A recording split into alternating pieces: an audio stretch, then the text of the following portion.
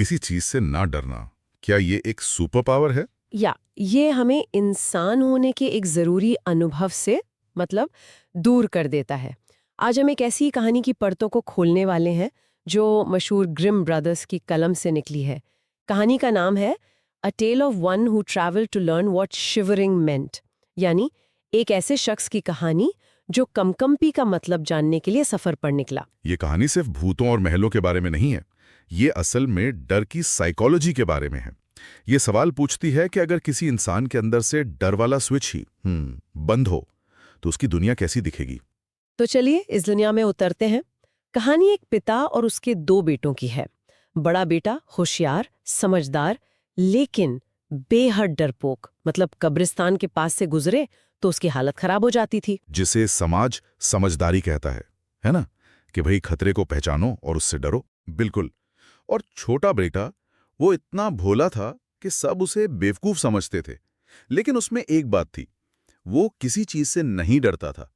जब घर में लोग डरावनी कहानियां सुनकर कहते उफ कमकपी छूट गई, तो वो बस यही सोचता रहता कि आखिर ये कमकपी होती क्या है। उसे ये एहसास सीखना था। और यही कहानी हमारी सोच को चैलेंज करती है। जिसे दुनिया बेवकूफ़ी कह रही है, वही लड़के का सबसे बड़ा मकसद बन जाता है। वो ज्ञान नहीं बल्कि एक एहसास खोजना चाहता है। पिता उससे तंग आ चुका था। एक दिन उसने कहा, तुम्हें कुछ कमाना सीखना चाहिए। तो लड़के ने जवाब दिया, पिताजी, मैं कुछ सीखना चाहता हूं। मैं ये सीखना चाहता हूं कि कमकपी क्या होती है। अब ये सुनकर कोई भी पिता क्या करेगा? तो घर पर एक पादरी आता है और पिता उसे अपनी समस्या बताता है। पादरी कहता है, इसे मेरे पास भेज दो, मैं इसे ठीक कर दूंगा। मतलब पादरी ने इसे एक चैलेंज की तरह ले लिया। मैं इसे डरना सिखाऊंगा। हाँ, तो पादरी उसे चर्च का घंटा बजाने के काम पर रख लेता है और एक रात उसे डराने के लिए पादरी खुद एक सफेद चादर ओढ़कर भूत बनकर सीढ़ियों पर खड़ा हो जाता है। जब लड़का आधी रात को घंटा बजाने ऊपर जा रहा होता है। एक क्लासिक हॉरर सीन, अंधेरी सीढ़ियां और एक सफेद साया। कोई भी आम इंसान चीख मारकर भाग जाता, लेकिन ये लड़का उस साई को देखकर पूछता है, कौन है? कोई जवाब नहीं। वो 3 बार चेतावनी देता है, अगर तुम यहां कुछ गलत करने आए हो तो बोलो, वरना मैं तुम्हें सीढ़ियों से नीचे फेंक दूंगा।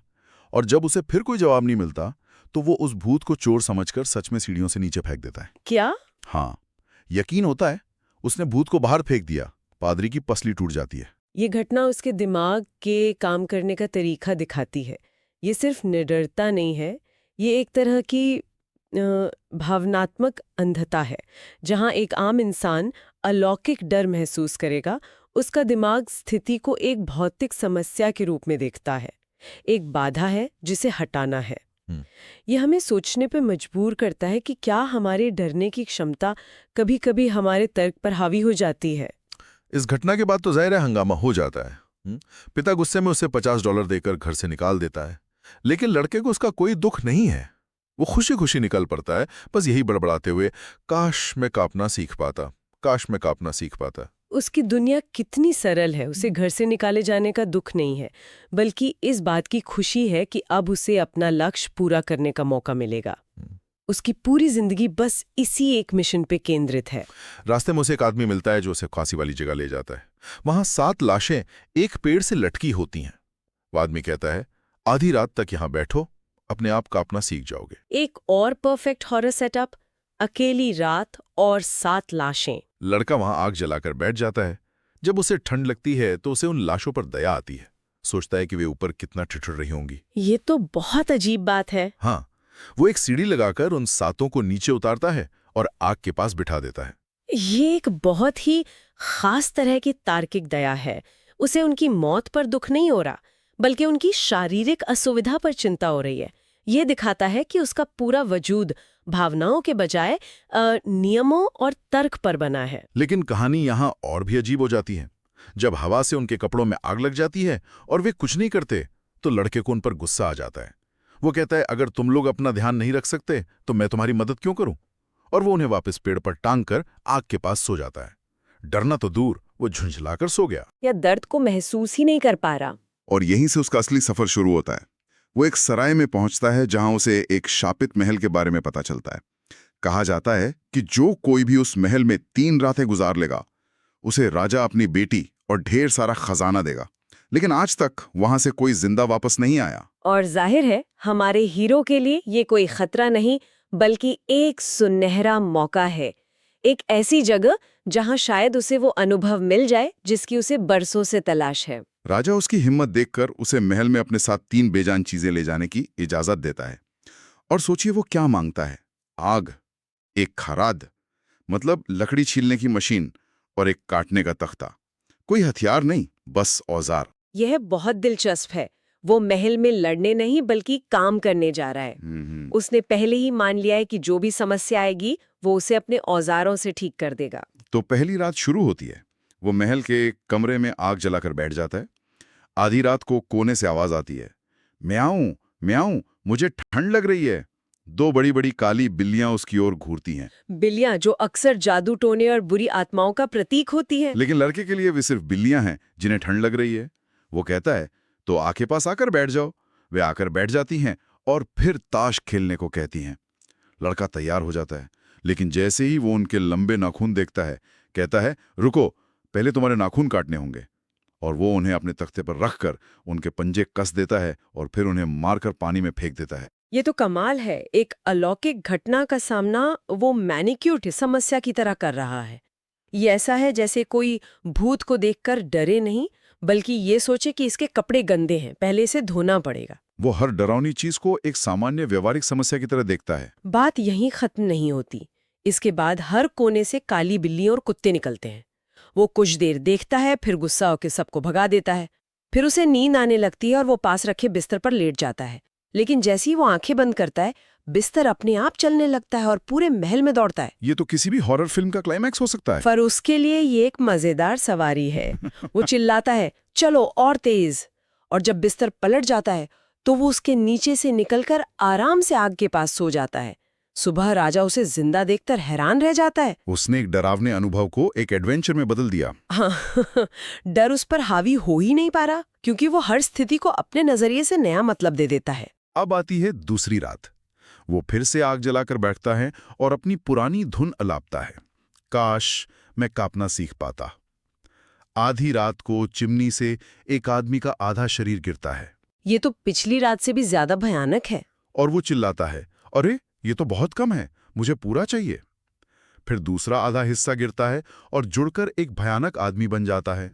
फिर और भी लोग चिमनी से गिरते हैं, जो अपने साथ 9 जांग की हड्डियां और 2 खोपड़ियां लाते हैं और 9 पिन्स खेलना शुरू कर देते हैं। इंसानी हड्डियों और खोपड़ियों से खेलना, ये मंजर किसी के भी होश उड़ाने के लिए काफी है। लेकिन लड़के को खेलने का मन कर जाता है। वो पूछता है, क्या मैं भी खेल सकता हूं? और फिर कहता है, पैसे तो हैं, लेकिन तुम्हारी गेंदें यानी ये खोपड़ियां ठीक से गोल नहीं हैं। यहां रुकते हैं। ये तो कहानी का सबसे अजीब मोड़ है। कोई आम इंसान तो हड्डियों को देखकर ही बेहोश हो जाए, और ये नौजवान उनकी क्वालिटी सुधारने में लग गया है। बिल्कुल, ये उसकी निडरता का शिखर है। उसके लिए डरावनी चीजें भी बस खराब कारीगरी हैं। ये कहानी का एक व्यंग है कि इंसान का तर्क डर की हर सीमा को लांघ सकता है, यहाँ तक कि वो मौत के प्रतीकों को भी एक सुधारी जाने वाली वस्तु की तरह देखने लगता है। वो खोपड़ियों को अपनी खराद मशीन पर रखकर उन्हें एकदम गोल करता है और फिर उनके साथ खेलने लगता है। सुबह तक सब गायब हो जाते हैं। और जब सुबह राजा पूछता है, कुछ महसूस हुआ? तो वो कहता है, नहीं, मुझे तो बहुत मजा आया, पर मैंने कुछ पैसे हार दिए। राजा सोच रहा होगा कि ये लड़का इंसान है या कुछ और। उसकी दुनिया के नियम ही अलग हैं। अब आती है आखिरी और तीसरी रात। वो फिर अपनी बेंच पर बैठा है।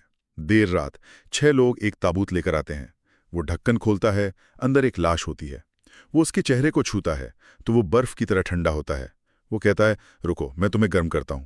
फिर से वही पैटर्न, घिन या डर की जगह एक व्यावहारिक समाधान।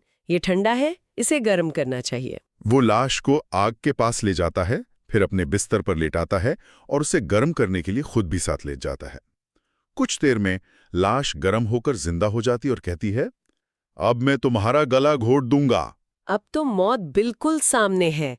एक जिंदा लाश उसका गला घोटने वाली है। और लड़के को क्या महसूस होता है? डर नहीं, गुस्सा। वो चिल्लाता है, अच्छा, मेरे धन्यवाद का ये सिला दोगे? मैंने तुम्हारी मदद की और तुम मुझे मारोगे? वो उसे वापस ताबूत में फेंकता है और ढक्कन बंद कर देता है। ये बहुत जरूरी बात है। उसका सबसे गहरा एहसास डर नहीं, बल्कि अन्याय का बोध है। उसे लगता है कि उसके साथ धोखा हुआ है, कि उसके अच्छे काम का गलत नतीजा मिल रहा है। उसका नैतिक बोध उसके डर के एहसास से कहीं ज्यादा मजबूत है। तभी वहां एक बहुत लंबा दाढ़ी वाला बूढ़ा आदमी आता है और कहता है, अब तुम कांपना सीखोगे क्योंकि तुम मरोगे। लड़का कहता है, इतनी जल्दी नहीं। दोनों में शक्ति परीक्षण होता है। बूढ़ा एक कुल्हाड़ी से एक ही बार में निहाई को जमीन में धंसा देता है। एक अलौकिक शक्ति का प्रदर्शन। लेकिन लड़का कहता है, ये तो मैं इससे भी बेहतर कर सकता हूं। वो दूसरी निहाई के पास जाता है। जब बूढ़ा आदमी अपनी लंबी दाढ़ी लटकाकर उसे देख रहा होता है तो लड़का कुल्हाड़ी से वार करता है और निहाई को काटते हुए बूढ़े की दाढ़ी उसी में फंसा देता है। क्या बात है! उसने ताकत का जवाब ताकत से नहीं बल्कि चतुराई से दिया। उसने राक्षस को उसकी शक्ति से नहीं बल्कि उसकी कमजोरी से हराया। उसका घमंड और उसकी लंबी दाढ़ी। फिर वो एक लोहे की रॉड उठाकर बूढ़े को तब तक पीटता है जब तक वो उसे महल के खजाने का राज नहीं बता देता। तहखाने में सोने से भरे 3 संदूक होते हैं। तभी 12 बजते हैं और बूढ़ा गायब हो जाता है। उसने हर चुनौती का सामना किया और विजयी हुआ। लेकिन अपना असली लक्ष्य वो अभी भी हासिल नहीं कर पाया। उसने मौत को हराया, भूतों को पछाड़ा, पर कांपना नहीं सीखा। तो अंत में वो महल जीत लेता है, राजकुमारी से उसकी शादी हो जाती है और उसे बहुत सारा सोना मिलता है। वो अब एक राजकुमार है, लेकिन वो अब भी यही कहता रहता है, सब कुछ ठीक है, पर काश मैं कांपना सीख पाता। ये बहुत ही विडंबनापूर्ण है ना? उसने बाहरी दुनिया की हर लड़ाई जीत ली, लेकिन अपनी अंदरूनी खोज में वो अब भी अधूरा है। उसे वो चीज नहीं मिली जिसकी उसे सबसे ज्यादा चाहत थी। आखिर में राजकुमारी उसकी मदद करने का फैसला करती है। एक रात जब राजकुमार सो रहा होता है तो राजकुमारी बगीचे की नदी से छोटी छोटी मछलियों से भरी एक बाल्टी लाती है और ठंडे पानी के साथ राजकुमार के ऊपर डाल देती है। भूतों और राक्षसों के बाद अब बस एक बाल्टी ठंडा पानी और कुछ मछलियां। राजकुमार हड़बड़ा कर उठता है और कांपते हुए चिल्लाता है, आह, इससे तो कंपकपी छूट रही है, प्रिय पत्नी, इससे कंपकपी छूट रही है।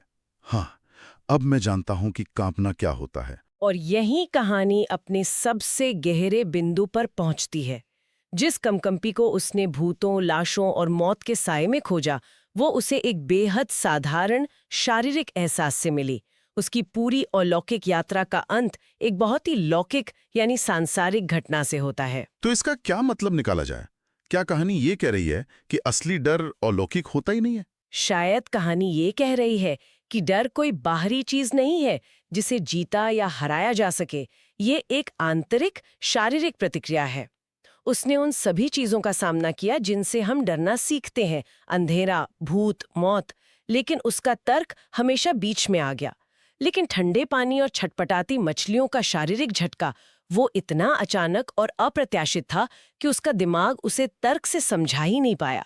शरीर ने सीधे प्रतिक्रिया दी। ये सुनने वालों के लिए एक दिलचस्प सवाल छोड़ जाता है। इस लड़के ने बिना डरे सब कुछ हासिल कर लिया, लेकिन वो फिर भी अधूरा महसूस कर रहा था। तो क्या डर का ना होना वाकई कोई वरदान है, या ये इंसान को एक जरूरी अनुभव से वंचित कर देता है? बिल्कुल। शायद डर हमें सिर्फ खतरे से नहीं बचाता, बल्कि हमें जिंदा होने का एहसास भी कराता है। ये हमें हमारी सीमाओं का एहसास कराता है। इस राजकुमार को अपनी पूरी जिंदगी में पहली बार अपनी शारीरिक सीमा का एहसास हुआ और तभी उसकी खोज पूरी हुई। शायद असली बहादुरी डर का ना होना नहीं, बल्कि डर के बावजूद आगे बढ़ना है।